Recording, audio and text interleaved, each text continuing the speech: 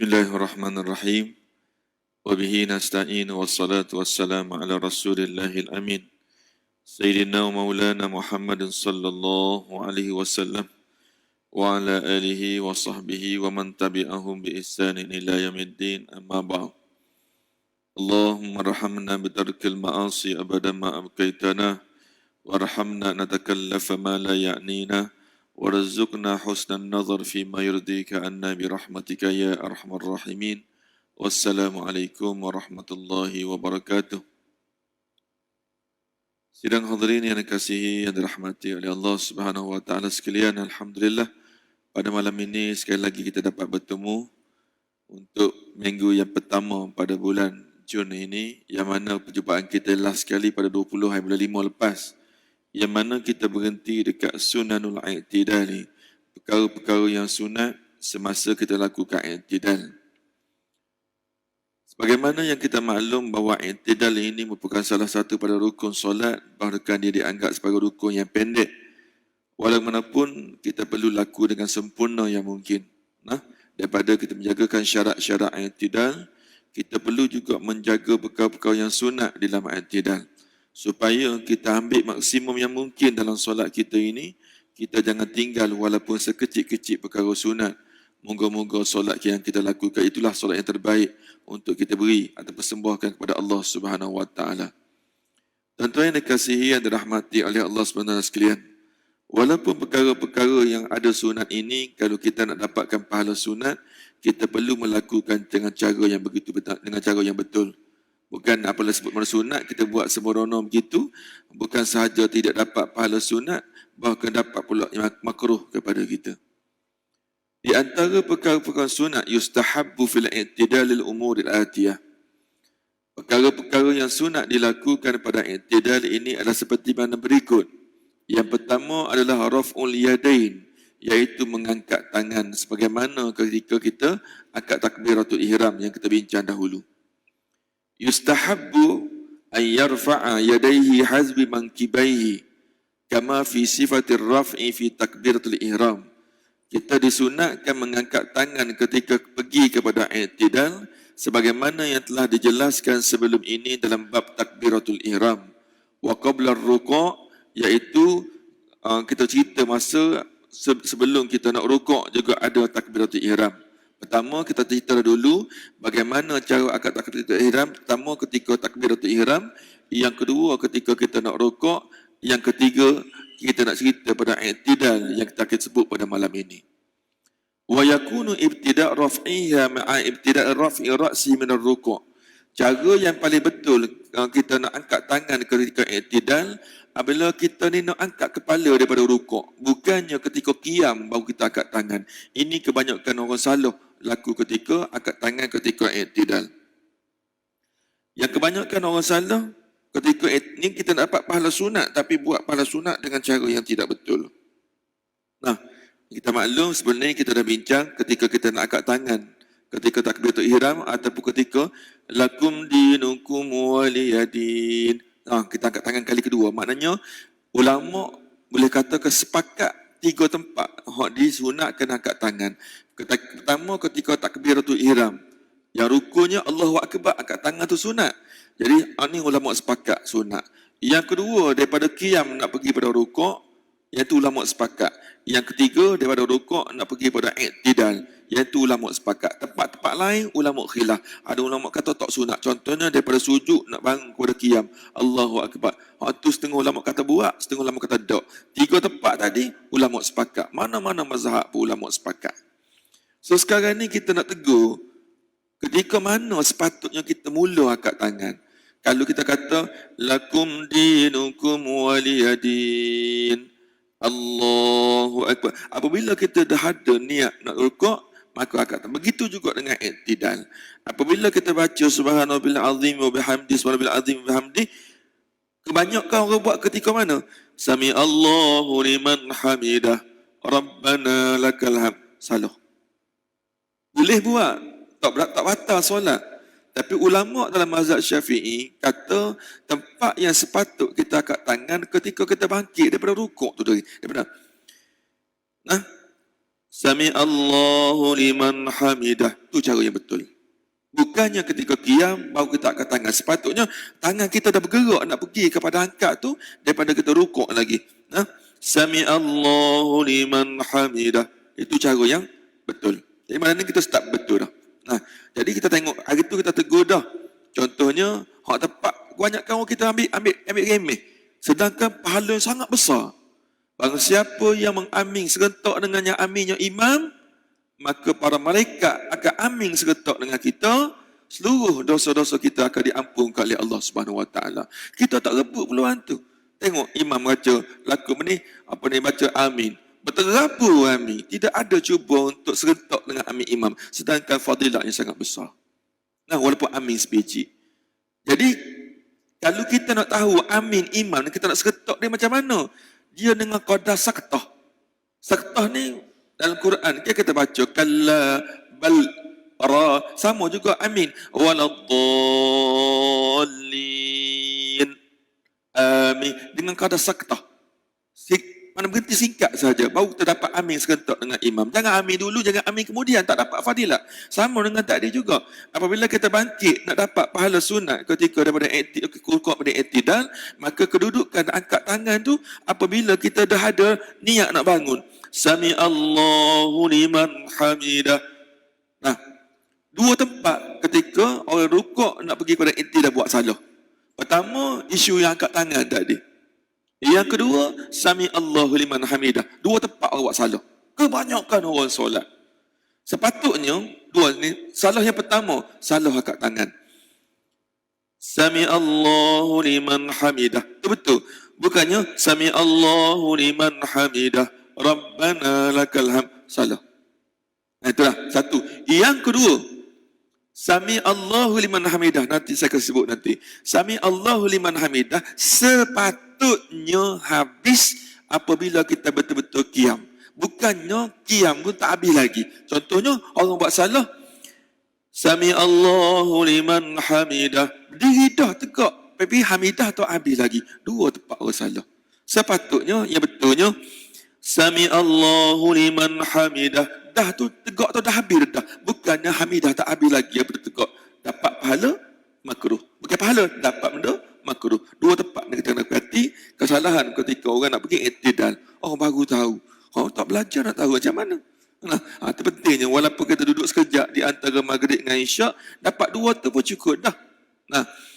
Lima rawahu dia kata, lima rawa Ibnu Umar radhiyallahu anhuma anna Nabi sallallahu alaihi wasallam kana idza iftataha as-salah rafa'a yadayhi hazwa mankibahi.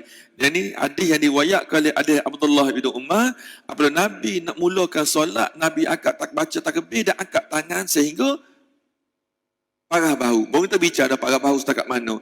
Yang penting ada ulama kata bawah, ada ulama kata atas.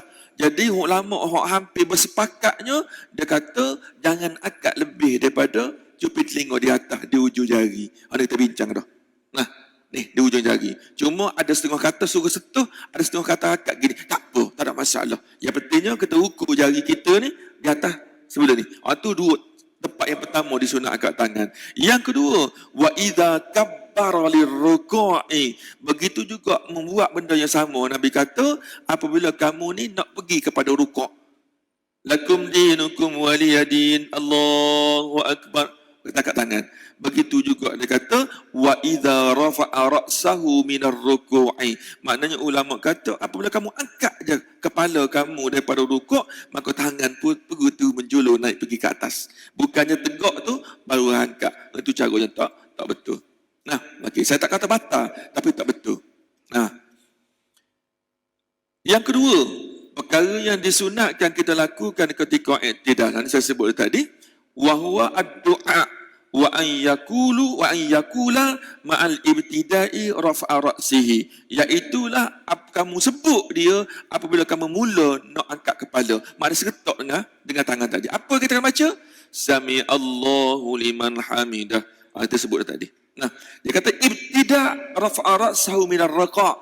Dia kata maknanya mulanya sebut Sami Allahu liman hamidah ni bukan di sini. Sami Allahu liman hamidah. Waktu salah. Betul dia kata apabila Tidak. Dia kata apabila kamu mula angkat kepala, maka kena habisi dia apabila sampai dekat qiyam. Maknanya di sini lagi. Kita contohnya kita baca sebanyak 3 kali. Subhanallah azim wa bihamdi, subhanallah azim wa bihamdi, subhanallah azim wa bihamdi. Nah, dah habis 3 kali. Maka dah asrak kita nak bangun tu sami Allahu liman hamidah. Itu cara yang betul. Nah, jadi kalau kita duduk sini baru baca sami Allahu liman hamidah, kita telah berlawan dengan hadis sebab Nabi kata raf'i ra'si. Maknanya apabila orang tu dah ada hasrat nak bangun, maka ketika itulah baca sami Allahu liman hamidah. Okey, malam ni kita betul. Jangan mari buat halwa telinga je.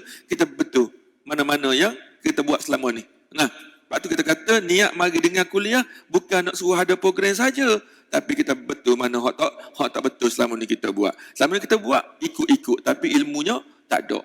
Nah, ai takbala minhu hamidahu wajazahu. Bukan mudah-mudah ni. Walaupun nampak simple sami Allahu liman hamidah ni, kita puji Allah. Moga-moga Allah subhanallah sifat Allah ni maha terpuji menerima pujian kita. Dan wakila ghafaralahu littiba'i, dan mana di setengah ayat mengatakan barang siapa yang mengatakan sedemikian ghufiralahu, maknanya orang itu diampunkan dosa-dosanya. Allah banyaknya. Amin tak diampun dah. Sami Allahu liman hamidah ampun pula. Berapa tempat di dalam solat kita telah diampunkan, kita minta ampun dan sudah tentu Allah akan ampunkan dosa-dosa kita. Walau qala, dia kata man hamidallahu sami'alahu, dia terbalikkan ayat dia. Tak payahlah buat kerja tu. Boleh juga, boleh juga, tapi tak payah. Kita ikut hak mana kita belajar selama ni. Tak payah kita nak ubah benda hak betul hak kita dah buat. Nah, kita betul hak mana tak betul je. Lakin tartib afdal, tapi kita ikut hak cara tadi tu lebih baik. Sebab Nabi kata, sallu kama ra'aitumuni usalli, semayanglah kamu sebagaimana yang mu tengok aku semayang lagu mana. Dan Nabi kata, sami Allahu liman hamidah, tak payah pusinglah perkataan tersebut. Nah, nanti kita bincang bagi salam. Alaikumussalam, alaikumussalam kah? Biasa kata assalamualaikum, assalamualaikum.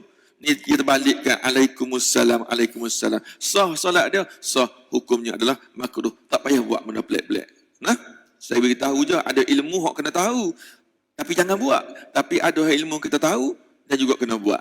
Nah, wa yusannu al-jahra biha lil imam, yang mana sami Allahu liman hamidah itu hendaklah dibaca dengan agak kuat oleh seorang yang bergelar imam, wa muballigh in ihtija ilaihi. Begitu juga nak bila nak baca kuat tu, kalulah berhajat kepadanya. Tapi kalau masjid kita tak ramai sangat, mikrofon kita pun cantik, jadi tak perlulah bila ni sambut balik. Contoh dia kata imam kata sami Allahu liman hamidah Rabbana walakal hamd, tu tak payah.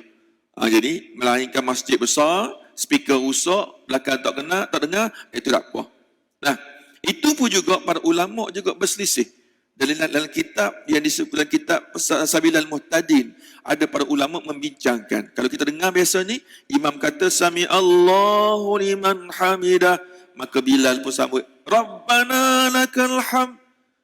Pendapat yang asah di dalam mazhab Syafi'i, apabila imam kata sami Allahu liman hamidah, hak muballigh tak pun juga kena sambut sami Allahu liman hamidah, bukannya Rabbana lakal hamd. Sebab apa? Sami Allahu liman hamidah ni tepat dia daripada rokok nak pergi ke i'tidal. Bukannya daripada rokok ke i'tidal tu Rabbana lakal hamd tu ketika kita telah berdiri tegak. Okey, kita pergi lagi. Ini kita sebut mazhab Syafi'i kita. Nah, wala yajhar biqaulihi Rabbana lakal hamd. Imam kata sami Allahu liman hamidah, atau dibaca kuat, tapi Rabbana lakal hamd tu tidak perlu dia baca kuat. Jadi Rabbana lakal hamd pun ada dua kaedah dibaca. Setengah kata baca Rabbana lakal hamd, yang kedua ada ulama kata Rabbana wa lakal hamd, tambah wa SPG. Jadi banyak kaedah sebenarnya baca, tapi hak betul sekalinya, hak tepat yang dipegang oleh mazhab Syafi'i adalah tanpa waw, iaitu Rabbana lakal hamd. Nanti kita bincang di bawah nanti. Dia kata, Lakin amat balwa bil jahri bihi wa tarkal jahr bit tasbih lil jahli bi sunnat sayyidil mursalin amal ma'mum fayasiru bihima kama yasiru bit takbir. Jadi hak moleknya kita imam ni baca sami Allahu liman hamidah rabbana lakal hamd tu tak payah kuat. Nah, jadi Bilal pun boleh juga rabbana lakal hamd sami Allah ni rabbana lakal hamd tak perlu kuat. Sebabnya dia bertentangan dengan mazhab Syafi'i. Tapi kata buat Mekah tu, dia ada pandangan ulama lain dalam soal itu. Nah, kita ni cukuplah faham mazhab Syafi'i pun banyak dah boleh dah. Nah, kita pergi lagi, saya tak buka lagi soalan, nak pergi cerita saya dulu. Fa iza stawa qa'iman istahabba lil imam wal munfarid wal ma'mum an yakuna sirra. Jadi apabila dah betul dah belakang tadi, sami Allahu liman hamidah tu dah sampai kat situ, barulah kita baca Rabbana lakal ham, Rabbana walakal ham. Jadi banyak pandangan ulama di sini, tapi Imam Syafi'i rahimahullah ta'ala kata ahabbu ilayya, iaitu merujuk kepada Rabbana lakal ham. Aku lebih suka kalau orang itu baca Rabbana lakal ham daripada Rabbana walakal ham. Nah, ada juga setengah-setengah daripada kita, dia akan tambah hamdan kathiran tayyiban mubarakan fi. Satu ketika ni tuan-tuan ingat dengar benda ni mudah aja, pendek je. Hamdan kathiran tayyiban mubarakan fi. Hamdan tayyiban hamdan tayyiban mubarakan fi. Mana tiga? Hamdan kathiran tayyiban mubarakan fi. Hamdan kathiran tayyiban mubarakan fi. Ada 4 huruf. Ada seorang sahabat satu ketika, lepas sami Allahu liman hamidah, Rabbana lakal hamd, dia pun baca hamdan kathiran tayyiban mubarakan fi.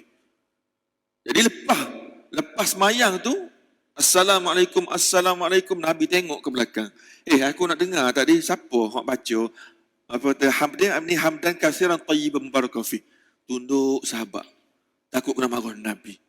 Nah, lepas sami Allah, Nabi ajar sami Allah liman hamidah rabbana lakal hamd, tapi ada seorang sahabat belakang tu tambah hamdan katsiran tayyiban mubarakan fi. Nabi paling belakang, siapa ni hak baca belakang tadi hamdan katsiran tayyiban mubarakan fi tadi? Tunduk sahabat, takut orang marah. Nabi tanya kali kedua, 2-3 kali, barulah seorang sahabat angkat tangan, ya Rasulullah, aku katanya Rifa'ah bin Rafi'. Nabi bukan nak marah sebenarnya. Nabi tengok sebab betul benda ni pelik. Dia kata innahu bitadara zalika bid'atun wa salasuna malakan yaktubunahu. Lepas mung baca doa tadi hamdan katsiran tayyiban mubarakan fi tu, aku tengok berebut-rebut lebih daripada 30 para malaikat berebut-rebut nak catat pahala hok mung baca tadi. Lega, ingat nak kena marah, Nabi puji. Nah, maknanya ada hak pendek-pendek tak apa kita baca. Jangan panjang-panjang sangat menyebabkan kita jarak jauh dengan Pak Imam. Wallahu alam bisawab. Pernahnya ada lagi doa lain mil ussamawati wa mil ard. Tu biar.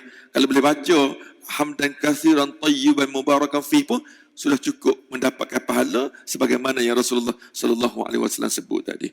Wallahu alam bisawab. Okey, ada soalan? Soalan ada apa tanya tak ada. Kalau saya boleh jawab, saya jawab. Jangan segan. Kalau kita tanya depan ramai-ramai ni, saya lebih suka. Saya tak suka orang tanya saya kat parking kereta. Sebab manfaat dia seorang. Dia dapat ramai-ramai. Lagi elok. Okey.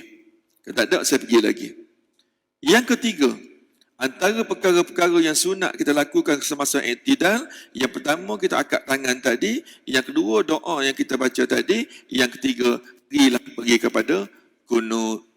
Kunut ni lah yang banyak berselisih di para ulama ni. Banyak berselisih di kalangan ulama, khususnya di kalangan mazhab Syafi'i dan juga yang geng-geng Imam Hanafi, geng-geng Maliki. Demo ni sebab tu kita tengok Mekah, orang ni tak baca kunut. Sebab dia akan timbul isu, Ustaz, boleh tak kita pergi Mekah setengah-setengah tu imam tengok tu imam. Setengah-setengah di imam di Mekah tu dia berhenti lama. Sami Allah liman hamidah rabbana lakal hamd tu dia berhenti lama situ. Dia tak baca kunut. Maka Pak kita Allah Madinah tu dia berhenti lama. Jadi kalau dia berhenti lama tu, kita bacalah kunut kita tak apa. Yang penting apabila dia rukuk, apabila dia pergi pada sujud, kita terus pergi pada sujud. Jangan pula kita baca kunut lama-lama. Nanti kita cerita apa benda yang perlu kita buat tempat kunut tapi imam tak baca kunut. Apa perlu kita buat? Nanti kita bincang di bawah. Yusannul kunut, disunatkan kunut asna'al i'tidal fi rak'ati tsaniyah min salati subhi. Jadi pada sembahyang subuh. Sebelum tu saya nak sebut sedikit mengenai kaedah akad tangan. Ini satu. Kita nak dapat pahala biar kita buat berdasarkan ilmu. Makna satu kita buat dengan apa dia? Satu dengan ilmu berlipat kali ganda. Darjatnya berbeza dengan orang yang buat tak ada ilmu. Ni kita nak sebut banyak kali. Saya bagi contoh yang sama. Kereta berlaku, balik kampung, balik raya pun ni. 2 tahun tak balik. Kita balik raya. Saya balik dengan gapo? Saya balik dengan kereta. Kereta gapo? Kereta Azia. Minta maaf lah. Orang ada Azia. Saya balik dengan kereta Azia. Tuan-tuan balik dengan gapo? Tanya pula tu kawan ni. Mak, mau balik dengan gapo Kelantan? Balik dengan kereta gapo? Balik dengan BMW. Dua-dua kereta tuan-tuan. Nah, sampai tak di Kelantan? InsyaAllah sampai di Kelantan. Tapi kalau balik Kelantan, naik BMW, sampai tangga tu terus boleh masuk terus, tak ada masalah. Balik dengan Azia, sampai tangga 3 hari tak boleh bangun. Siapa juga? Siapa? Kita nak bagi contoh begitu juga dengan solat kita. Kita dapat solat di sini, masing-masing dapat 25, 27 lah ke? Tapi 27, 25 di antara satu sama lain berbeza-beza di sisi Allah. Walaupun imamnya sama, masjid yang sama. Nah, kita pergi lagi. Kita kata sini, apabila kita doa kunut, di antara tempatnya ulama tegur kita ketika kita angkat tangan. Ketika angkat tangan. Masing-masing tak ada masalah tuan nak angkat tangan ni. Nah, cuma kena ada cara dan kaedah dia. Sama juga kita berdoa. Tuan perhati orang berdoa sembahyang maghrib lepas orang angkat doa tangan tu macam-macam gaya. Ada hak bersemangat, ada hak angkat tangan macam bini baru mati semalam. Ada berlaku. Nah, jadi kunut ni apabila kita berdoa, baik kita berdoa untuk ketika kita di luar solat atau dalam solat, para ulama ada beberapa perbincangan tapi kita gabungkan pandangan mereka tu dia jadi satu. Ulama bersepakat apabila kita berdoa, elok-eloknya tangan kita ni juga di atas paras bahu. Nah, jadi ada setengah ulama kata kita boleh elok buka. Ni benda yang simple ni. Kadang-kadang ulama kata ada yang suruh tutup. Nah, jadi sebenarnya dua-dua Nabi buat. Hak Nabi tak buatnya, ada juga hak semangat sangat. Angkat tangan pakai tatu angkat tangan. Hak tu tak betul makruh. Kita boleh angkat tangan melepasi kepala, hanya untuk satu jenis doa sahaja ketika dalam solat. Ketika mana tuan-tuan? Ketika kita sembahyang sunat istisqa. Itu sahaja disunatkan kita angkat kepala kita. Bahkan kita ni kalau boleh tutup kepala begini dan tangan kita melepasi kepala. Tapi kalau doa-doa lain termasuk doa kunut, kalau kita angkat melepasi kepala, hukumnya adalah makruh. Makruh hukumnya. Nah, jadi maknanya kalau kita angkat tangan terpulang. Sama ada kita nak kunut, kita nak angkat gini ke, tak apa. Kita nak tutup pun tak apa. Tapi kena ingat, doa ni bukannya biskut, hak tak ada. Kalau buka tangan jatuh. Nah, ada juga hak kunut, dia semangat sangat doa kunut. Wassallallahu ala Muhammad wa ala alihi wa sahbihi wa baraka wa sallam. Oh, dia pegang sampai ke bawah. Tukang. Dia ingat kau biskut dalam tangan dia. Tak perlu. Yang kedua pula, ada orang buat salah. Kadang-kadang juga, habis doa, dia rak muka. Habis pahala. Makruh terjadi. Sebab doa ketika kunut, tidak disunatkan kita untuk sapuh di muka. Nanti disebut dalam kitab ni nanti.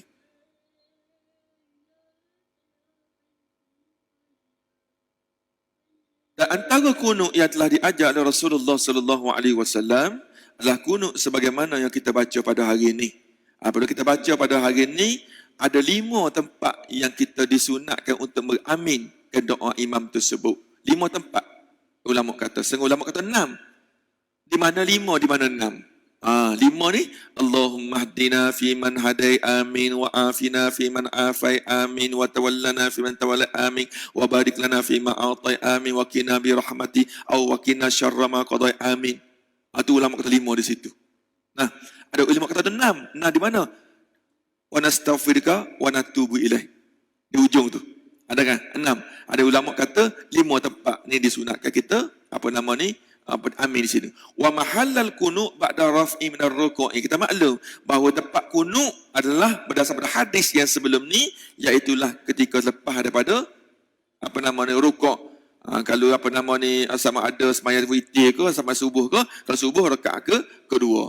Ada juga soalan orang tanya, Ustaz, kalau saya mari lambat satu rakaat untuk sembahyang subuh, perlu tak saya baca qunut untuk dua-dua rakaat? Contoh kita kata kita mari rakaat kedua untuk imam, rakaat pertama untuk kita mari lambat. Jadi imam sudah tentulah jemaah lain itu sama juga. Dia rukuk, lepas tu sami Allahu liman hamidah, dia akan baca qunut sebab rakaat kedua dia. Kita rakaat pertama baru. Adakah kita kena baca qunut? Boleh tak Ustaz? Saya tak nak baca qunut, saya suruh pergi sujud. Boleh, sembahyang semula. Batal sembahyang. Jadi apabila kata imam, kita kena ikut imam. Mana-mana sunat bagi dia sunat, wajib bagi kita ikut. Lepas tu imam bagi salam, kita tambah lagi satu rakaat, maka tu baru qunut kita hak sebenar. Qunut tadi adalah qunut imam, dia adalah wajib kita ikut. Qunut kedua tu sunat bagi kita. Kita baca, kalau kita rasa banyak dah pahala, tak payah baca. Jadi kalau kita rasa tak banyak pahala, kita kena baca tu qunut kita hak sebenar. Qunut tadi qunut imam. Kena baca walaupun 2 kali qunut. Kalau tak kedaikan, kita mari rakaat kedua. Macam tadi juga, isu macam tadi juga. Berkebetulan sepatutnya imam tu baca qunut. Dia tak baca qunut. Kita tahu tu imam tu confirm lupa. Kita pun, dia tinggal, kita pun, Alhamdulillah. Tak baca qunut. Kita patutnya, tak apalah. Kita pun rokok dengan dia, dia sujud dengan dia. Apabila dia baca tahiyat akhir, dia bagi salam, kita akan tambah lagi satu rakaat. Betul tak? Kita barulah ketika itu kita akan baca qunut kita yang hak sebenar. Adakah kita tadi tu perlu sujud sahwi atau tak? Misal kata imam tu tinggal qunut, lepas tu betul imam pula tak sujud sahwi pula. Kalau imam sujud sahwi, wajib kita ikut.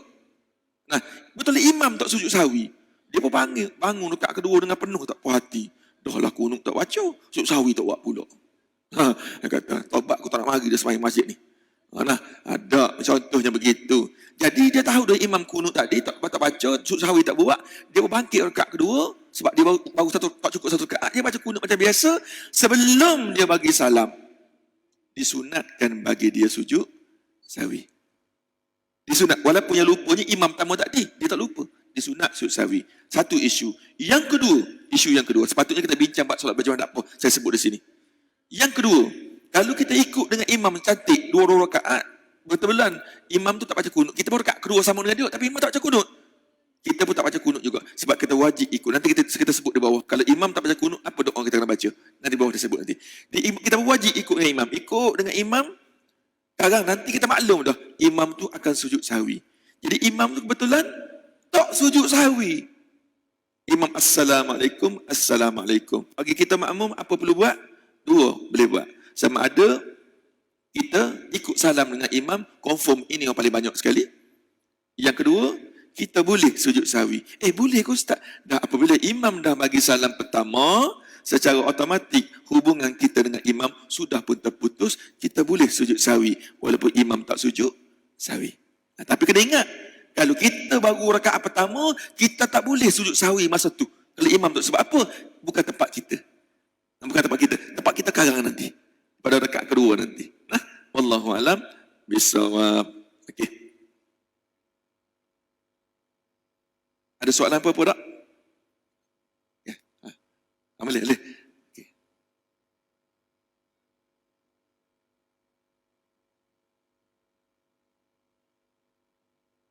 Okey. Itulah. Masa kita doa, ada juga duk tengok kiri kanan, duk bilang-bilah kipas lah, ada kipas berapa biji, ekor biji 3-4 biji baca nah. Jadi segi hukum fiqh, dia tetap hukum dia sah. Selagi mana badan dia tak berpaling, tapi hukumnya adalah makruh. Sebab itulah kita masa sembahyang, tempat kita tengok, tempat saya sujud. Walaupun ketika kita berdoa. Okey, sila.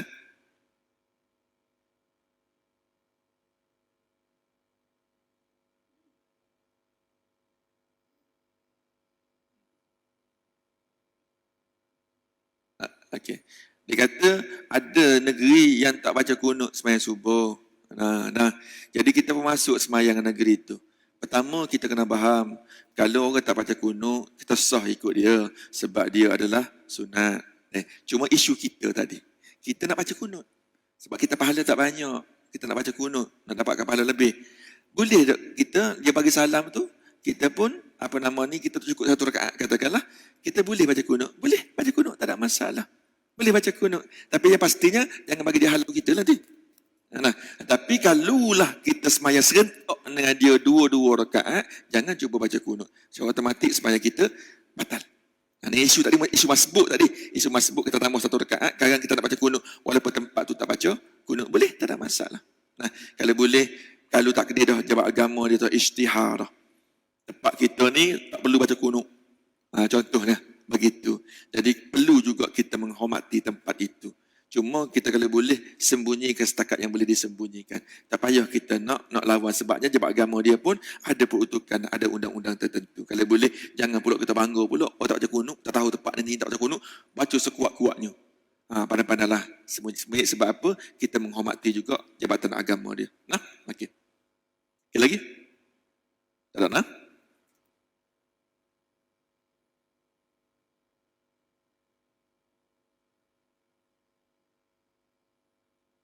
Wa mahal kunut ba'da raf'i min ar-ruku' kita sebut tadi, maknanya tempat kunut ketika kita bangkit daripada rukuk. Walamma rawa Anas radhiyallahu anhu annahu sa'ala hal qanat qantat Rasulullah sallallahu alaihi wasallam fi salatus subhi qala na'am qila qabla ar-ruku' aw ba'da ar-ruku' qala ba'da ar-ruku'. Satu ketika Anas radhiyallahu anhu, Anas ni adalah antara pembantu yang rapat dengan Rasulullah, ditanya kepada Anas, wahai Anas, adakah Nabi ni baca kunut sampai subuh? Maka Anas berjawab, ya, dia baca kunut. Maka dia tanya lagi, dia baca kunut sebelum ke selepas rukuk? Maka Anas bin Malik jawab, Nabi baca kunut selepas daripada rukuk. Selesai masalah. Wa yaqulu du'a lima rawah Al-Hasan bin Ali radhiyallahu anhu qala adlamani Rasulullah. Hasan bin Ali ini cucu kepada Rasulullah sallallahu alaihi wasallam, menceritakan bahawa Nabi kata allamani Rasulullah sallallahu alaihi kalimah fil witr. Maka Nabi sallallahu alaihi wasallam mengajar aku untuk baca kunut dengan menggunakan doa ini, Allahumma hdini fi man hadait. Ini yang sebagaimana yang kita baca pada hari ini. Wa in qanat bima rawa, tapi Sayyidina Umar ni ada riwayat lain, dia baca kunut yang agak panjang. Kebanyakan imam-imam di Mekah akan baca doa ni, Allahumma inna nasta'inuka wa nastaghfiruka wa la nakfuruk. Ni doa yang kunut yang Suraisi baca, Syekh Hazib Bandar baca, dia baca doa ni lah. Ada apa kita baca pendek. Tempat kita ni tak baca doa ni. Sebab apa? Bukan tak nak baca tapi tak hafal. Panjang sangat. Kalau hafal baca juga. Wa yusannu ay yaknuta al-imam bilafz jam'i, dan disunatkan imam ini menggunakan lafaz jamak plural. Sebabnya doa kunut sebenarnya Allahumma hdini, tapi apabila kita jadi imam Allahumma hdina. Jadi kalau imam tak baca doa Allahumma hdina, lepas sembahyang nanti kita ketegur dia. Menjadi imam mungkin wakili kita lah, jangan baca doa untuk mu seorang. Kita lagu mana belakang. Walau bagaimanapun, di dalam bacaan solat kita ini tidak semua tempat yang perlu kita ubah kepada ni kepada na, li kepada lana. Contohnya ketika doa ni duduk di antara sujud, Rabbighfirli warhamni wajburni warfa'ni warzuqni wahdini, itu semua doa tu adalah wajib kita baca dengan lafaz singular seorang. Tak perlu kita buat na, tak perlu, sebab Nabi warid begitu. Contohnya juga Allahumma gfirli ma qaddamtu wa ma akhartu wa ma asrartu wa ma allantu. Biasanya orang baca pada tahiyat akhir. Itu juga ulama kata tak perlu tukar kepada na atau lana, cukup dengan li, baca perseorangan, sebab warid daripada Nabi dengan bacaan sedemikian. Nah, wa yushra'u al-qunut fi salatus subhi, disyariatkan pada sembahyang subuh kita sebagai maklum, wa rakatul akhirah minal witri yang fi nisfin tsani min Ramadan, iaitu jugalah pada sembahyang witir pada 15 terakhir sebagaimana yang kita buat dulu. Ini pun tak selesai juga masalah. Ada juga orang tanya satu pak dia sembahyang witir dengan imam sembahyang sunat witir 3 rakaat tanpa henti. Tak berhenti tengah-tengah. Tempat kita kunut kalau solat witir 2 rakaat, lepas tu bagi salam tambah lagi 1 rakaat, betul tak? Okey, sebenarnya sembahyang witir ni ada 3 kaedah. Jadi pertama, sebagaimana kita buat di Malaysia ni. Yang kedua ni adalah sebagaimana solat maghrib. Dia buat berhenti tengah-tengah. Nah, lepas tu terus habis tahiyat awal tu tambah lagi 1 rakaat tanpa bagi salam. Dan ada juga yang buat 3 rakaat sekaligus tanpa henti. Sebenarnya ketiga-tiga tu betul. Tapi saya pesan banyak kali kepada Pak Imam. Kalau di Malaysia tu dah buat 3 rakaat 2 salam. Tak payahlah kita ubah. Benda tu dah elok. Tak payah bawa benda-benda yang boleh membawa fitnah kepada masyarakat. Samalah imam-imam dan sebagainya. Kalau tempat kita ni biasanya buat lagu tu, dan mana masjid-masjid lain buat lagu tu berlaku, jabat agama tak pernah marah, proceed dengan cara biasa. Walaupun ada cara yang lain. Kadang-kadang saya tegur juga imam-imam, contohnya wirid lepas sembahyang. Nah, wirid lepas sembahyang, kita dah biasa baca Astaghfirullahaladzim, la ilaha illallah la syarikalah, lepas tu Allah ma'jana minan nar, kita baca Fatihah, kita baca ayat kursi. Nah, kita baca macam biasa. Nah, kadang-kadang lepas la ilaha illallah tu dia baca ayat kursi pun tak apa. Tapi kadang-kadang ada juga orang imam-imam yang muda ni. Imam-imam yang muda. Dia cuba bawa benda yang tak salah sebenarnya, sebabnya wirid lepas sembahyang ni taklah disyaratkan kita tertik lagu tu. Nabi pun tak ajar tertik lagu tu. Tapi dah ustaz-ustaz, tok guru, pondok-pondok hak dulu buat lagu tu, tak payahlah kita nak modify dengan tujuan biar nak nampak pembaharuan. Tak perlu. Ada benda hak boleh tertunjuk supaya nampak pembaharuan. Ada benda-benda hak tak perlu kita ubah, proceed dengan cara lagu tu. Pun tak apa. Sebab kita nak mengelakkan daripada fitnah. Sebab itulah Jabatan Agama mana-mana dia suruh iktimat berpandu kepada mazhab Syafi'i. Sebab apa? Dia nak mengelakkan balah di antara bergaduh di antara satu sama lain. Ikut satu je. Kalau kita dapat ilmu banyak, setakat untuk tahu tak apa. Hak nak buat, tunggu dulu. Kita tengok lagu mana keadaan setempat tu. Takut-takutnya tak pasal-pasal kunuk, orang bergaduh, bertumbuk dan sebagainya. Nah, wallahu a'lam.